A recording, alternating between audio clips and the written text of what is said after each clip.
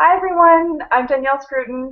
Welcome to the Parents, Children and Miracles webinar that I'm presenting with Susan Dugan, and Susan is here with me. Hi Susan. Hi Danielle and everyone. So I think we'll just we'll give a minute or so just to welcome everyone into the room. And as we do that, this format's going to be very informal. Basically, Susan and I are going to discuss themes from Ken's book, Parents and Children. And if you haven't read it, don't worry, because you'll still get it. And we'll be discussing themes from the course as well, and really just our own life experience as parents and as children. And we welcome you to ask questions. There's a chat to the right of your screen that you can type in to ask a question. And you can also raise your hand to enter the room, and then you can actually be live with us here. And just a little disclaimer that everyone has technical difficulties. So if you are kicked out for some reason, just go back to the link that you were emailed 15 minutes ago, and you should be able to get back on. Okay.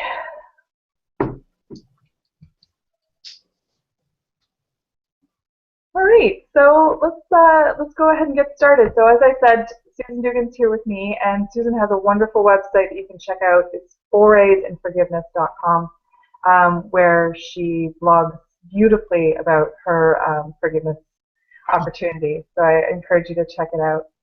And so I just wanted to start off by maybe actually, Susan, you could talk about it. Susan and I had traded notes beforehand, and she has taught this workshop before in a live version, though, right, Susan? Mm-hmm. Right. And she had a great overriding message, so something just to keep in mind throughout the next 4 weeks, because what we're gonna do is we're gonna focus today is going to be on the first part of Ken's book, which is being a child, or sorry, no, it's actually about being a parent, and you know how our children offer us so many forgiveness opportunities. And then session 2 is going to be more about sharing. We're going to give a little homework at the end of this session, and so next week we'll be sharing and discussing how that went, how we applied it in our lives. Session 3 will be being an adult child and the relationship with our parents, and then session 4, same thing. We'll discuss how applying that went. And all of this is very informal. We'll just see what comes up, but that's sort of the general plan for now. But back to the overriding message, Susan, if you just wanted to share that with everyone. Okay, well, and this workshop, again, was inspired by Ken Wapnick's teachings on this. Yep. And he has those booklets that Danielle held up, Parents and Children, Our Most Difficult Classroom. He calls it Our Most Difficult Classroom, and he also has a wonderful CD set based on workshops, you know, live presentations that he did on this subject. And that's really what inspired the workshop that I had done last year on this, the live one, and it, you know, inspires my ongoing work in my relationship with my daughter and my parents. And you know, it's parents and children are our first special relationship, you know, that we are familiar with when we're born into this world, and they're really the template for all of our relationship, you know, all of our special relationships. And they're always their parent and child relationship are intertwined, because we're, you know, we come into this world believing that we're sort of innocent children that are born into this world, but the first other that we experience is our parents. And so the first person that our first special love is our parents, but the first person who fails to meet our needs is also our parents, because no parent can meet all, you know, even the very, very best of parents cannot meet all of their children's needs. And so there's an inherent setup in the relationship that, again, there's an inherent setup in all of our relationships here that is is always trying to prove that I really do exist apart from God. That's why we come here, but it's not my fault. And the first person that I blame and often into my adult life point a finger at for the way I am and the problems that I have is my parents. And so, often as parents we carry all of that as well. We don't really heal our mind about any of this, and then we become parents ourselves, and we're back in the situation of trading that guilt back and forth. So I think the overriding message that Danielle and I were talking about, and that Ken really emphasized in his teachings, is that we're, if we're practicing forgiveness, if we're applying the Course's message in our relationships with our parents and children, what we're really learning and teaching is that I'm not responsible for my child's decision-making mind. I'm responsible for my own. And we have, while we're very unequal, we're in this temporary situation in form in which our roles are very temporarily unequal as parents and children. You come in as these very needy children, and we as adults, have responsibilities to teach our children how to take care of themselves and how to interact with others, and to grow up and dress themselves and get along in the world. The real point of all of that, from the Course's perspective, is changing the purpose of it, to learning that, what I'm trying to learn is the same thing that my child is trying to learn, which is that I'm not the home of evil, darkness, and sin. I didn't destroy God, and I'm really not apart from love. And so we share. We're in a classroom together as parents and children, and we're trying to learn that same message. And so if we can keep our focus, even as we're being faithful to our roles in form, and doing all those things I mentioned as we're doing our parenting, but keeping our focus on our overriding purpose within, which is to heal our mind, then we're demonstrating that choice to our children, that they too have a choice, something with another teacher in their mind.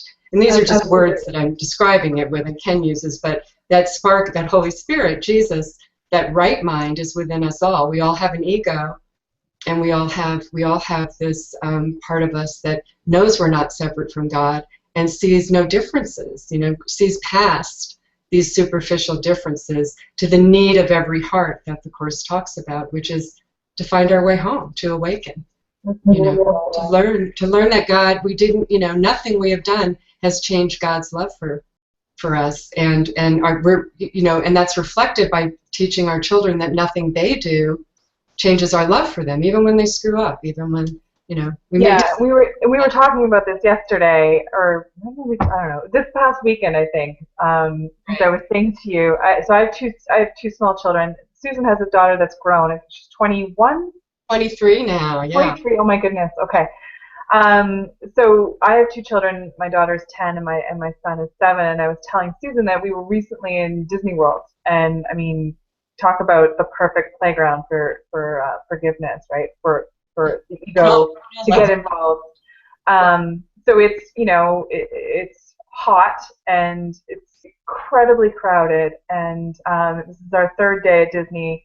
And we were in line for a ride, and my kids decided to full on physically fight, like shoving and hitting each other in line, and I'm horrified. And now, we had been in Florida a week, and leading up, things had been very peaceful. I really was having feeling like I was really going to the Holy Spirit first, and feeling really grounded as a mom, and very loving, and was able to just take things were flowing very easily. And then this was like our second to last day, and my kids decided to do this, and I forgot again. I got afraid of love again, like Susan likes to say, and I reacted like oh my gosh, I separated my kids, and I grabbed my son by the arm, and he's screaming, "You're hurting me!" and I had to calm down, and it took probably 2 minutes, and they were both incredibly sorry. And my son was sitting there crying and saying I hurt his feelings because I had told him that I was disappointed in him. And I actually turned and said to him, "You hurt my feelings." But I was able to sort of breathe and then, just sit for a second and be able to give it to the Holy Spirit. And then I was able to offer the love that they both needed in that moment, which has been a struggle for me, because my kids are both very emotional, and they're very good at expressing what they need. And I have in the past had difficulty offering that love when I felt wronged by their behavior, by their choices, which goes back to what you were saying. We're not responsible for their choices. And my experience was when I was able to give what was happening over to the Holy Spirit, being open to another choice, being open to choosing love, it was like a realization washing over me. It wasn't like, it was an experience. It wasn't like I wasn't thinking through, oh, I am not responsible for their choices, but I was able to offer that love that they were calling for. That was the experience. Right, and we're not asked to. That's a great example of what we all go through. And we all lose it with our kids. We're not, and the Course is not, we shouldn't feel bad about that. Again, we all have egos. Our mind is not healed. We wouldn't be here in this world if, Ken always used to say that, loving people don't come here. That's right. Because it's an unloving thought. I mean, it wasn't real, but we're playing an unloving game, and so we're not expected. We're in school. And we have a new teacher, but we're infants. We're learning ourselves, and so we're not expected not to have ego attacks. And the Course says that, but to not get angry, to not have angry thoughts, but to have none that we would keep, meaning that none that we wouldn't practice forgiveness with, that we wouldn't bring to Jesus to look at and to question the real cause of why I'm upset. And always the real cause is not as it appears. It always appears that it's something out there that's happening, and our kids are having a meltdown, and that's why I'm having a meltdown.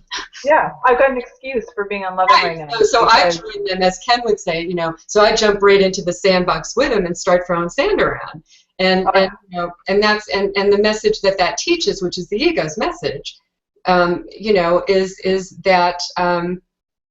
The things outside me do have power over me, and just like I really did have power over God, and I really can destroy love, and I really can, I can make mommy lose it. Oh yeah.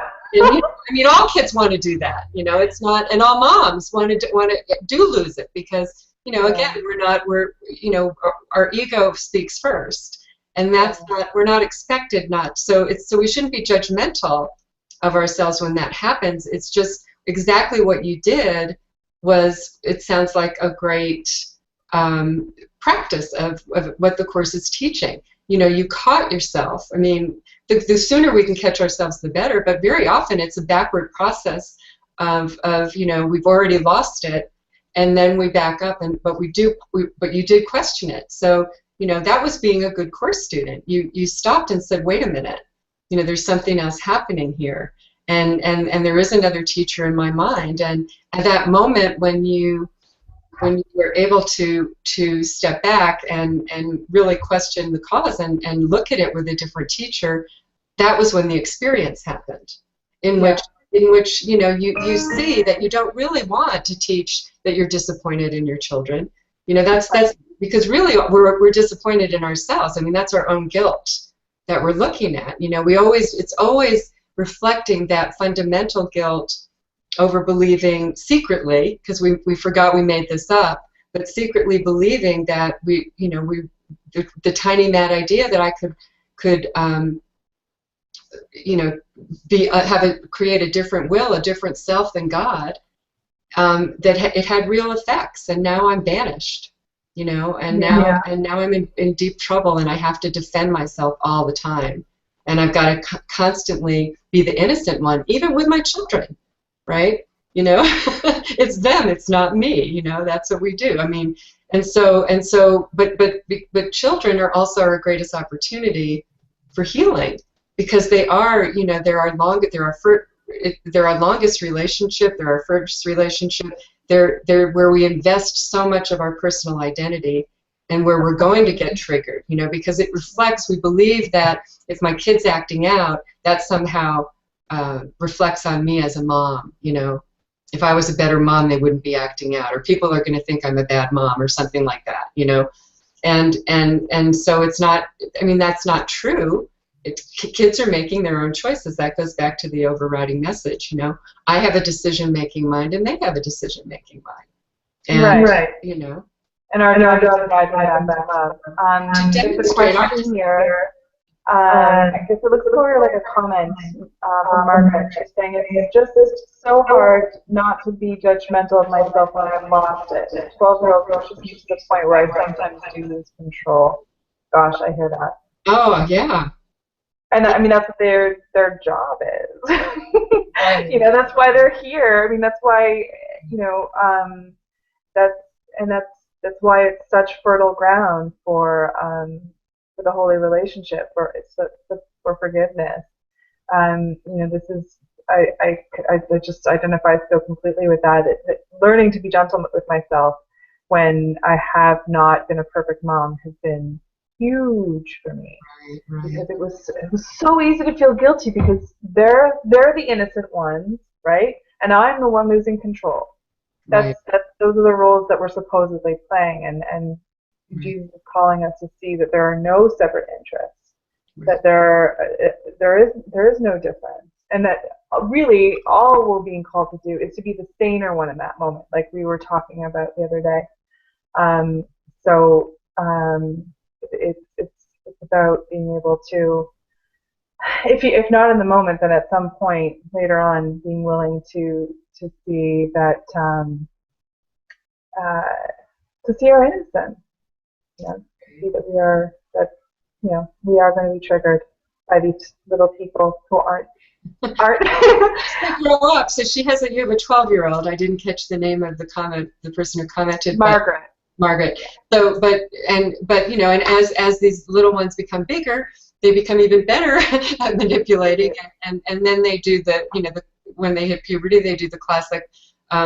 You know, really want to make this separation real. I mean, that's what egos have to do. They have to really now they have to really differentiate themselves from their parents. So you know, that's when it gets really challenging. I mean, it's challenging to begin with, but it you know, it can be quite maddening. And I actually came to the course when my daughter was 11. She's 23 now. So it was, you know, I hit the ground running really with, because I knew that I finally had, after a lot of seeking, had found the course and knew that this was really the path, and wanted more than anything to learn what forgiveness really meant. And, you know, was just as confused as we all are when we first come about what it does mean. But being able to practice forgiveness and work with you know, cultivating that inner relationship with our inner teacher in my relationship with my daughter as she grew up and went through all the stuff that teenagers go through, and all, you know, and I got to look at all of my ridiculous expectations of her and myself, you know. Yeah. and so but the, you know, it is very, very hard when they're pushing your buttons and there's so much in your face. I mean, my daughter, I remember walking, you know, she was one of these kids that would follow me around the house, like just, I mean, she just never stopped arguing, you know. Yeah. And like you couldn't get away from her, you know. And and she's turned out great, by the way, but but it was touch and go for a long time. And so I so sympathize with that. But what really helped me, and I think what the course is really inviting us to do, is we have this loving part of our mind that is now going to be our personal mentor, our teacher, our coach throughout everything that we seem to go through out there. And what was so comforting to me was really learning through all of that I wasn't alone. You know, it was the trying to do this alone that was causing the suffering. And you know, but I did have another choice. You know, I had another teacher I could look at and learn from within me that loved us both unconditionally, and could, you know, and just as you were saying, in that example with your son and daughter at Disneyland, just questioning what's going on, just pausing and questioning and asking to see, to realizing that nothing really does have the power to take my peace away. So why am I letting it? Just that questioning invites that other part of our mind that does know what's going on, and does see only our shared interest to heal our mind. And so that part of us, the Course really invites us, and I think it's no more. It's as important as anywhere in the Course, in any example, to use this in our relationships with our children, is to never to cultivate that inner relationship with Jesus as your teacher, and to use that throughout your day, and to know that you're being told constantly that you really never are alone, even when it feels otherwise.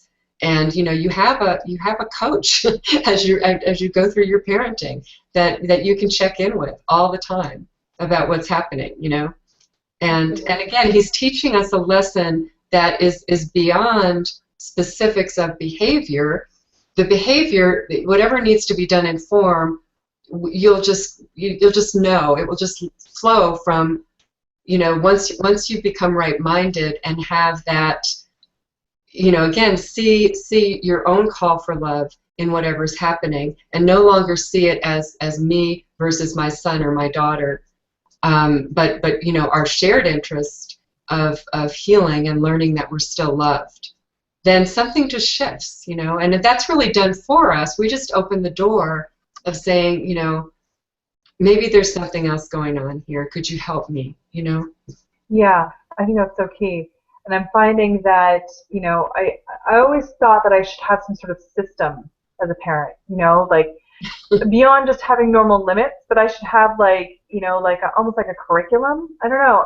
I always just felt very disorganized because I would take sort of each interaction as it came. That wasn't a decision that I made. That's just part of my personality. I'm not really a planner. And but I thought that I should be. I remember even when my daughter, I divorced from my husband, and that happened about 2.5 years ago. And so what initially I took my daughter to counseling, and I remember a counselor saying like there should be like a reward system, like positive reinforcement and these charts. And I remember like trying that stuff, and nothing ever stuck. And what I've come to recently is that the way that I innately want to parent, that from a very loving place, it's fine. It's completely okay, and that while it's important to have limits and boundaries, the more I practice bringing it to the Holy Spirit, the more I'm familiar with how being a loving mother feels. And that does involve boundaries, and it does involve discipline at times, and it won't always look the same, and that's okay.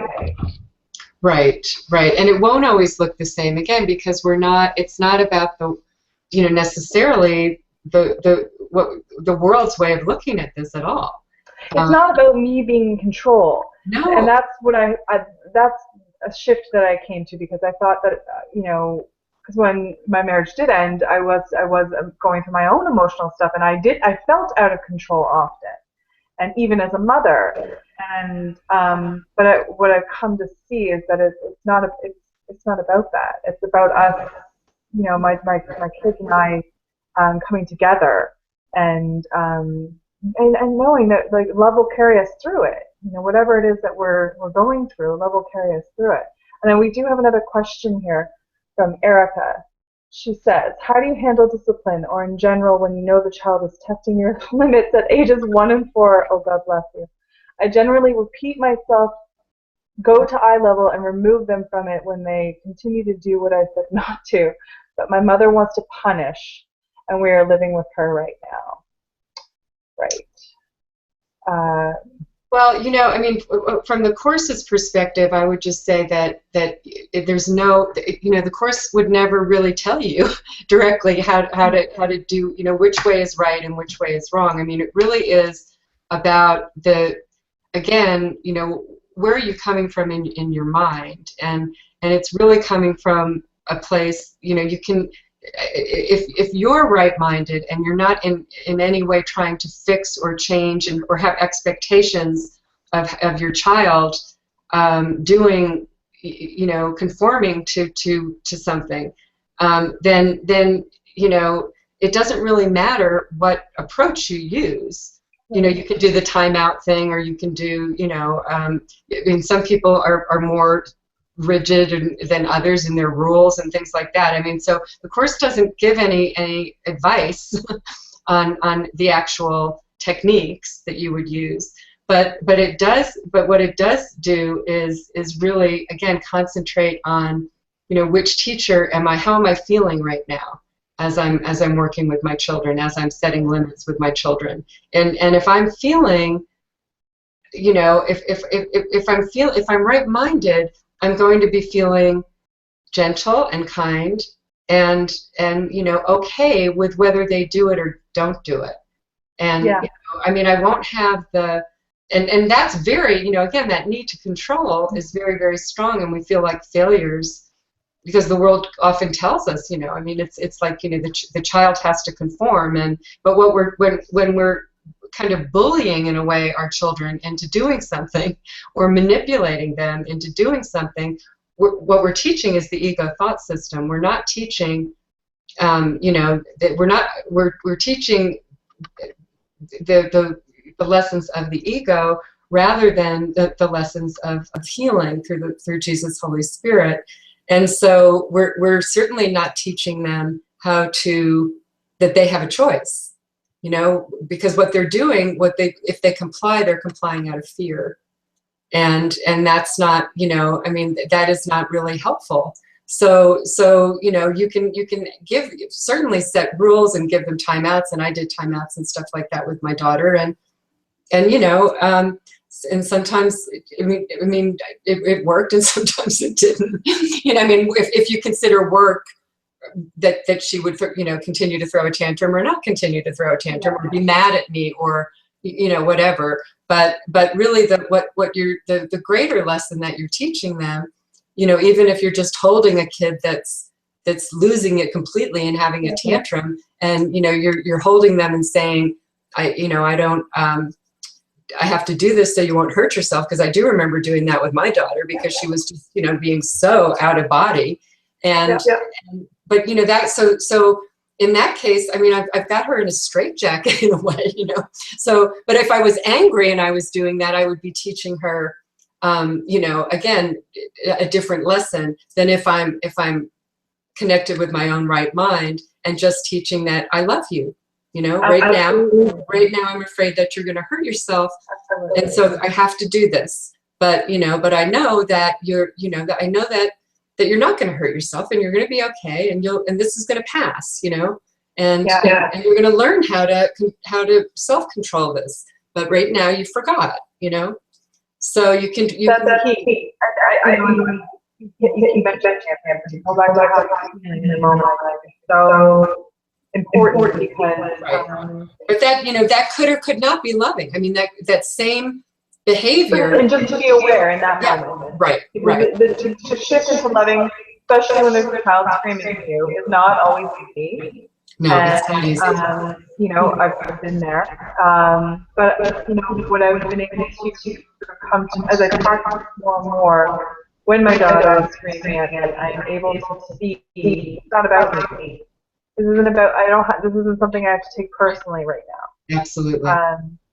So apparently I'm echoing. I don't know if it might be your sound, Susan, but I'll turn mine down a little bit too. Okay. So there was a couple more questions there. Oh, and people are saying it's still echoing. Is it still going? I think it's a little bit on. Can you turn it down a little bit more, Susan? Want me to turn the volume? Yeah. Is that better, guys? I can hear it a little bit. Okay, I'm not hearing any. I'm sorry, I'm not hearing anything here. You're not hearing it, so it might be me and your I'm not hearing it now, so I think we're okay. Okay. Okay. So a couple of people are just kind of saying the same thing. Christine's saying, same question. I have a 7 and 9-year-old, and I'm wondering if discipline is acceptable. So I think it goes back to what we were saying before. You know, how are you thinking you're disciplining? It's not a form necessarily. Right, exactly. It's the And you know, in the past couple of years, I was saying to friends the past couple of months that I feel like I'm coming into my own as a mother, since I've really been choosing the Holy Spirit more, really taking on Jesus as my inner teacher and going to Him first. But before that, I was listening to everyone else, and everyone had different ideas, and I realized that everyone does have different ideas, and that not any one way is going to work.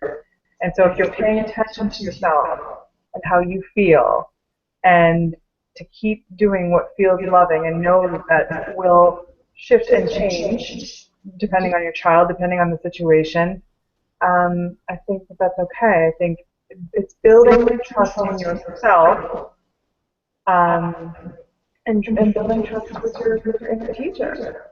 Yeah, it's really cultivating that inner relationship and that sort of inner intimacy with that loving presence in our mind that again doesn't really side with the us or them of the power struggle that we're always in any relationship here. That's the ego thought system. So it doesn't really matter what kind of style feels right to you in form as much as what you're teaching on and in content at the level of the mind. And again, you're certainly being faithful to your role in form. It's sometimes the most loving thing you can do is to ground a kid. I had a teenager, and she got grounded, and she did all the things. She broke curfew, and she did all of the things that kids do when they're testing authority and as they're growing up, and so she had consequences for her actions, but as you were saying earlier, Danielle, it became in my journey practicing the Course in this relationship and the undoing that goes on as we practice and pay attention to our reactions and take responsibility for those reactions. That's what we're looking at, not their behavior, but my reaction. That's what I'm not responsible for my kids' ego meltdown. I'm not responsible for them breaking curfew, but I'm responsible for for which teacher I'm going to look at my reaction with. And to be reacting and punitive in some way, and teaching the lesson that my love for you is conditional. That's not the lesson that I want to learn or teach. And so it's always about focusing on that inner relationship, and then I think the form kind of follows that. So it wasn't always like rules. We had rules, but rules are not always the first. That isn't my primary focus. My primary focus is on my mind and what I'm feeling about my kid, and that neediness I have for her to conform and be compliant and reflect well on me, which comes up for all of us as parents. We want them to behave. We want them to not to act out. We want them to be really obedient, and it's not going to happen all the time. No. So it's working with. There's nothing. As I was saying, started to say, there's nothing wrong with disciplining a kid. Sometimes that can be the most loving thing, and as younger kids especially, need to have some boundaries set, and you don't want a kid feeling like he has power over a parent for every little thing, that every little, you don't want to have a parent that loses it over every little thing, and then the kid feels like they're in total control and can totally manipulate their parents. And then you also don't want a kid, a parent to smother a kid and teach them that they can't do anything on their own because you're afraid they're going to screw up, So it's really just concentrating on, what my feelings and reactions and judgments are as I'm parenting, as I'm going through learning to be a parent, because we're all learning. And and what we're learning, the lesson we really want to learn is that we're children of God. We're not these individual children at at the mercy of bodies and psychological and physical bodies that are extremely flawed at best and can never meet all our needs. So Yeah. We have a comment here from Deidre. She says, I have found in my relationship with family, it's really about not making happiness dependent on what seems to be happening. And if reaction occurs, just to be as compassionate as possible in the moment. It's how the choice to respond is made that really makes us shift.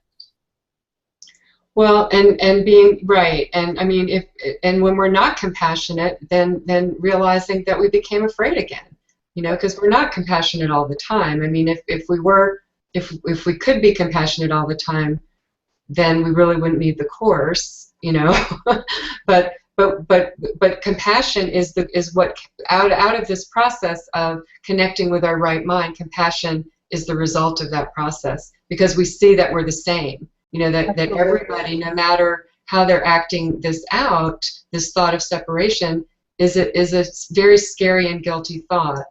And we mistakenly believed it was real. So everybody's operating and acting out from that, as a result of that secret belief. And so everybody's walking around, parents and children and everybody in the world. There's really no grown-ups here. Everybody's feeling that same, feeling of being a lost child that can never go home to God. And so compassion is the right-minded response to that call for love. When we recognize that that's our call for love, then we do respond with compassion, and that's coming from the right-minded part of us. And I've had moments with both my kids where even as I'm disciplining them or I'm applying consequences, where we both see that I'm doing this out of love. Like if I'm coming from that place of love, it's amazing how little they resist, or they resist for a very short period of time. Like they're almost relieved to see that even though they did something wrong, I still love them, and that there's almost no words for those moments. It's just an understanding between the two of us. And that's what we're all desperately wanting to learn. Yeah. We're all crying out. Saying, please show me that I'm wrong about myself. What I've been doing myself. Oh, I love that. Yeah. And so when we can, but we have to see that call within us first. So that's where the feeling part of this comes in, of recognizing that just how painful it is when I'm not, when I'm needing others to behave a certain way, for me to feel okay about myself. That's a really painful situation that we're all in here, and we can't possibly be compassionate with others when we're feeling that way about ourselves. So that's what we need. That means we've turned away from that love, but it's still there and it's still within us, and that's when we really need to connect with that loving presence that will never ever leave us comfortless. Absolutely. Yeah. We have another question from Erica, and she's got two here, so I'll read them both. I feel like not many people can spank a child from coming from a place of love. Can someone come from love while spanking a young child? This is a major issue in my home because my parents spanked me and feel I should spank my kids. I cannot spank them from love, so I don't. My question is multi-family, with more than one generation and keeping boundaries. I am taking this day by day, but it's reoccurring because everything they do that my parents do not like, they bring up spanking them. It is best to limit time with them. Is it best to limit time with parents? I think she means her parents. Well, I mean, that's a tough situation, no question. And I know that in my generation, my parents' generation, spanking, that's just what people did, So it was a different, style of parenting and all of that. I mean, that's a tough classroom. I can't really answer how you. There isn't. I mean, it's almost two different classrooms for her. I mean, Right. Your classroom with your children and your classroom with your parents, Yeah. and being able to set boundaries with your parents as well as your children. If you're feeling, in any way that they're crossing boundaries with you, then it's perfectly okay to set loving boundaries with your parents. Right. And just as it is with your children. And it And to sounds work like same. that's the struggle right now. Right, and work from that same perspective as you would with your kids, of kind of watching your own, mind, and recognizing that they may not agree with you, but Yeah, then it's but okay. that's Trying to learn that the differences in form between you, you don't have to agree with them, and but you don't also have to condemn them. I mean, if they're doing what they at some level think is the right thing. loving. They think And that they're being yeah, loving, for right. sure. I mean, And who knows? Maybe they right, are, but it's okay for you to set boundaries, and they may not respect them. They may continue to right. give you that advice, and And it's an ongoing classroom. You it's can't. ongoing. Yeah. We'll learn forgiveness, as Gary would Well, say. exactly. Yeah. So I mean that is tough, and but again, you're trying to learn the same lesson with your parents and children, that nothing can change your love for them, which is really learning that nothing can change God's love for you. I mean, that's the lesson that we all want to learn, and so it's a moment to moment Yeah. kind of call. Yeah. I think that's important. It isn't about demonizing your parents' choices or uh, making them wrong or making yourself wrong. Right. It's about listening to your own inner teacher and trusting in that will guide you to the most loving action. Right. Um, And maybe at some point it'll prompt a conversation, that just flows with your parents about that. But again, if it wouldn't be, you always know that the ego has joined the journey when you kind of need them to do what you want them to, and that you want to fix or change them, and we can't really on the level of form fix or change anyone. It's honoring the power of their decision making mind. That maybe at some point, the way you're modeling this with your kids will that they may see that's a positive thing, but you can't need them to do that. It's their choice. that's so great. And whether or not this is a result of my commitment to choosing love more often when it comes to parenting, I don't know.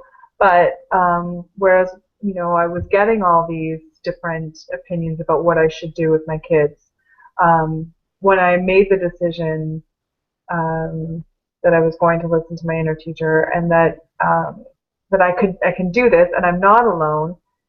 So I don't have to keep going outside of myself. I can keep going to the inner teacher. Those voices quieted down. I don't get as much input anymore. Yeah, so I don't really have to worry about setting boundaries with them and saying, well, this is what I'm going to do, and thank you for your opinion, but this is what I'm going to do. That hasn't come up. Right. So yeah, again, I don't know if the two are related, but that's been my experience. So.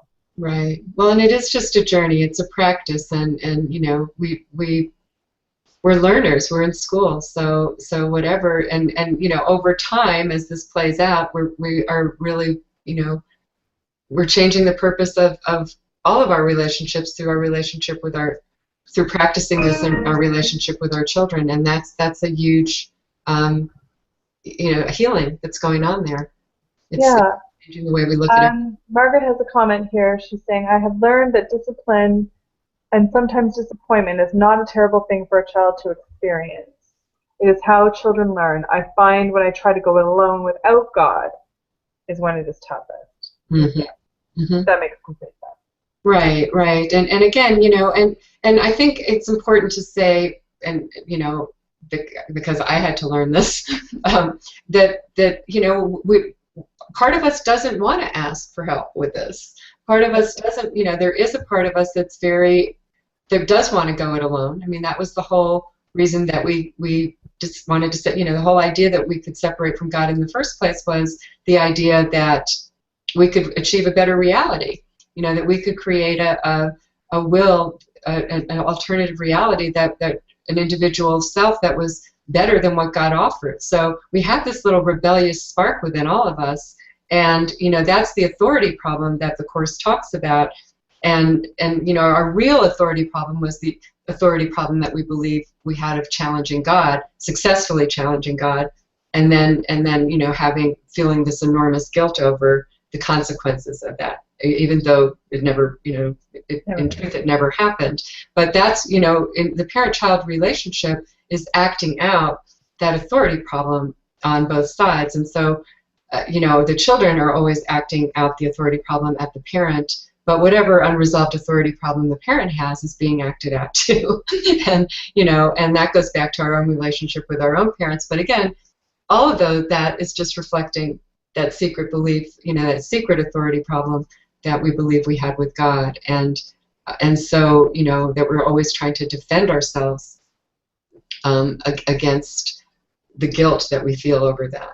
And so, there's a part of us that does want to do this alone, and I think it's important for us to forgive ourselves when that comes up. I mentioned to you right before we started that I was annoyed this morning. When I get up in the morning, the first thing I do is I give my day to the Holy Spirit. For some reason, I was annoyed by that this morning.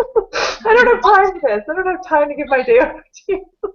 Well, that's really good. I mean, that is what we have to get in touch with at some point is, part of us doesn't want the Course's answer because what does that mean for me, And as we work with this more and more, that kind of resistance to this comes up. And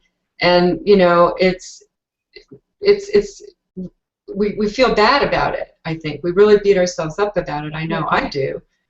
But if you can try to remember, you can try to think of it again as everyone walking around here is that same frightened child that Lesson 182 talks about, that believes that it is an alien here and lost in an alien land and can never find its way back home and is no longer welcome even if it could, And I mean, that's a terrible thought that everybody here is carrying, a burden.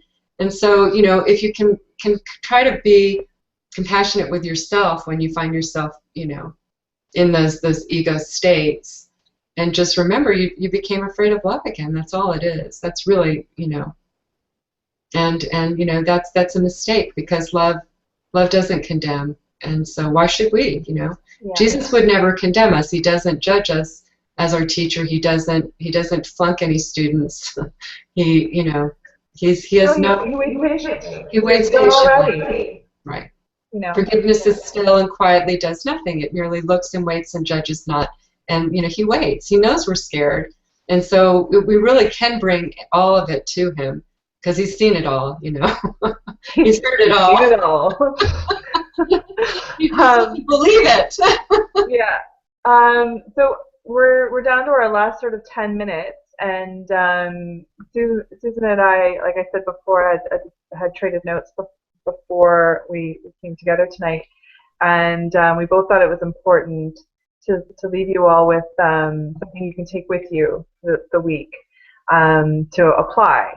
And thankfully, Susan has beautifully laid out some forgiveness steps here that I'm going to bring up. Okay. Really, Ken Wapnick's. I mean, it's the way Ken taught for. That's right. This toward the end, That's right. In the last several years of his life, especially, he emphasized this, and it's a really simple way to think about it, I think. Yeah. Did you have it in front of you, Susan? I do. So, okay, you go ahead. So it's just I guess what we're asked. The homework would be asking people to just, and this is the forgiveness process that.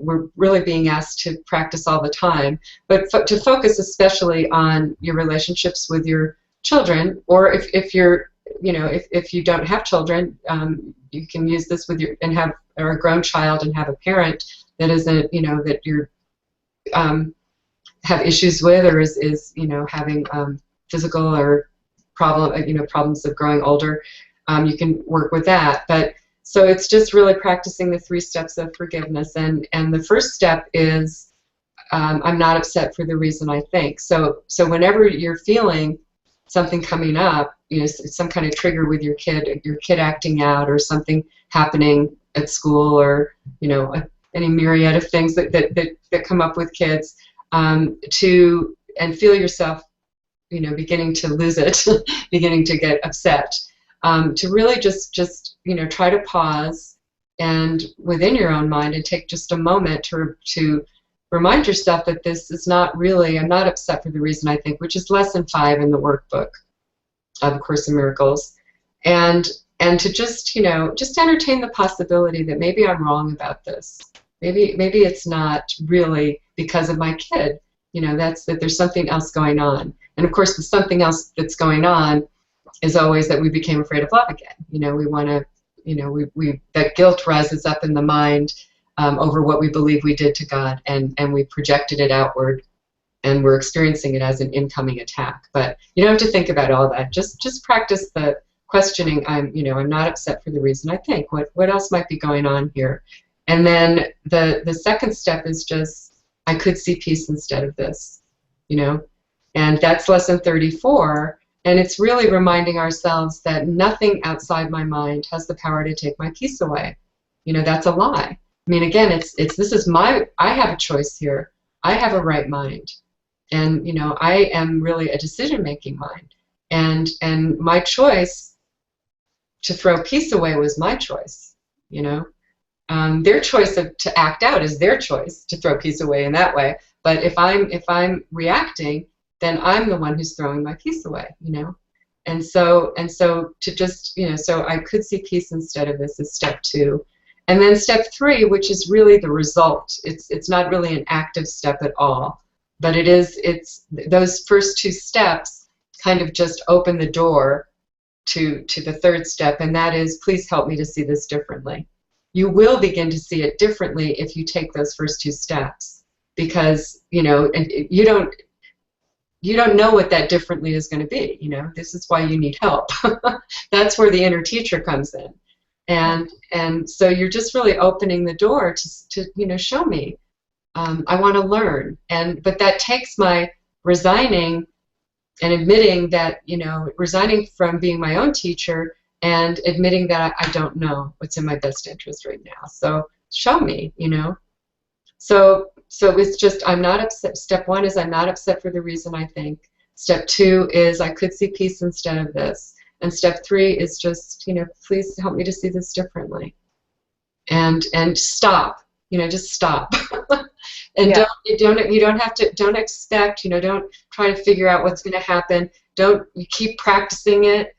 Which is something I used to do. I would try it. Oh, it didn't seem to work, so I would try it over and over again. But so it might not be an immediate shift, but something over in time will, you will get some insight. Something will shift somehow, and just be open to it. It's not a big. Don't be expecting choirs of angels or anything like that. What do you mean? Forgiveness is very, very quiet and very, very peaceful, and you might just have something very loving. You find yourself saying something very, very loving, and easy, and again doing the discipline thing that needs to happen, but suddenly you're not reacting anymore or whatever, But just see what happens. And I'm not going to be here next week because I'm going to visit my daughter in Seattle, but I'll be here for the next 2 classes after that. But maybe people can come back and share some of what they experience. I don't know. That's definitely the plan. And obviously underneath this forgiveness practice is the recognition that we're not doing this alone. Not doing this alone. That inner teacher. So if you can take anything away with you this week, I mean, especially for those of us who have kids at home that we're dealing with on a daily basis, know that you're not doing this alone. And In fact, that's a good thing to put a sticker somewhere, like all over the place. I am not alone, yeah, And so you remember to go within. And, sometimes I remember like physically pretending that I had a hand to hold because just as Jesus says, I think in lesson 70, if it helps for you to think of, he's talking about those clouds of guilt and moving through the clouds of guilt. And he says, if it helps you to think of taking my hand, do it, and that he will be there. It's a metaphor, but boy, it helps to really think of holding a real hand, or thinking of his hand on your shoulder, or whatever's helpful to you. Use your imagination in a good way. There's no right way to do this. But it's just about that willingness to see a better way. Yeah. And so seeing a physical hand helps you, and whatever works for you. But I think you mentioned again not having any expectations, because it may not be immediate. It may take a little while, and it is subtle and it is gentle. But I don't know. I've come to love that about it. That it's not some big transformation. It's not like Disneyland, Danielle. Nothing's like Disneyland, Susan. Oh Lord, yeah. Yeah. Oh gosh.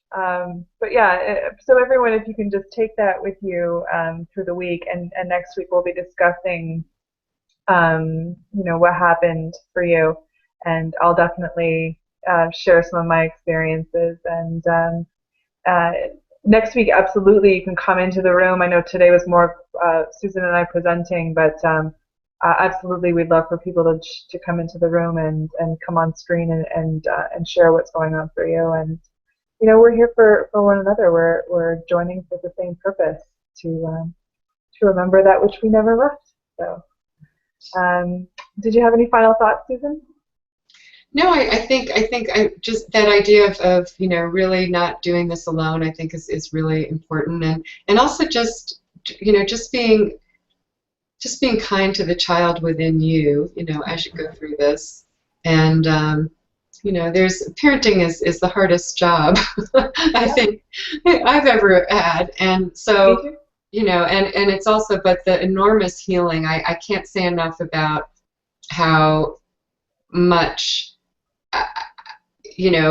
having been able to practice this with a child, and who I had a very, again, like you said, a very intense relationship with, and was not a especially compliant child, a great kid, but somebody with a real strong will and very emotional and all of that. So, but it's been such an incredible classroom for me, and so much learning has gone on and continues to, because she just did move to Seattle, graduated from college in the summer and got a job in Seattle, and so that too, having to,